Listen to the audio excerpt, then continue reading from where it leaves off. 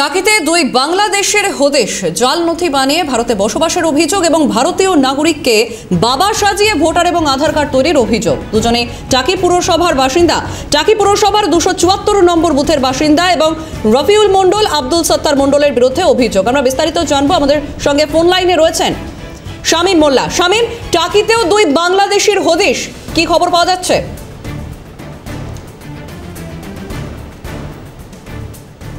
এই 274 নম্বর বুথের ঘটনা একেবারেই বিজেপির তরফ থেকে অভিযোগ করা হচ্ছে।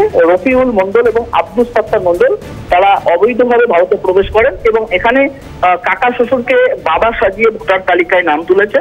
এই ঘটনাকে কেন্দ্র করে রীতিমতো রাজনৈতিক চর্চাও শুরু হয়েছে।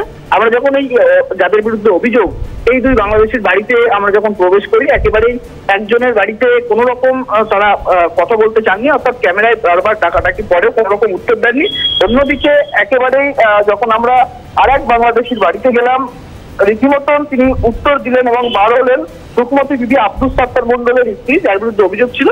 এবং তিনি কিন্তু একেবারে অক্ষরে স্বীকার করে নিয়েছেন যে তিনি বসিরহাটের বাসিন্দা, বাংলাদেশের নন, কিন্তু 2002 সালের ভোটার তালিকায় তার নাম নেই। যদিও বিজেপির তরফ থেকে অভিযোগ করছেন যে তারা অবৈধভাবে ভারতে প্রবেশ করেছেন এবং ভারতে বসবাস করছেন এবং অবৈধভাবেই কাকা শ্বশুরকে বাবা সাজিয়ে ভোটার তালিকায় নাম তুলেছেন। এবং এই ঘটনা নিয়ে স্থানীয় যে বিএলও রয়েছেন, এই প্লাবন, তার সঙ্গে যখন আমরা যোগাযোগ করি, তিনি কিন্তু একেবারে তাই এড়িয়ে গেলেন এবং ক্যামেরার সামনে কথা বলতে চাননি।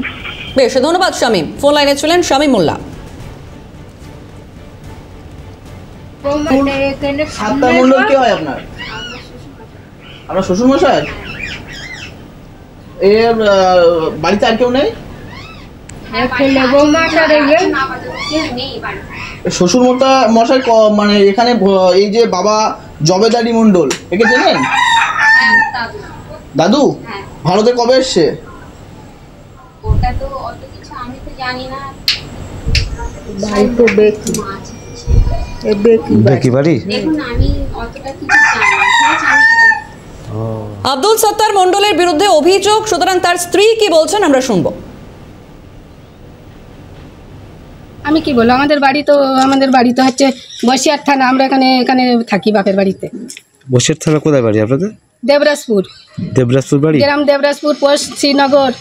আচ্ছা, ওই 2002 ভোটার লিস্টে নাম আছে না?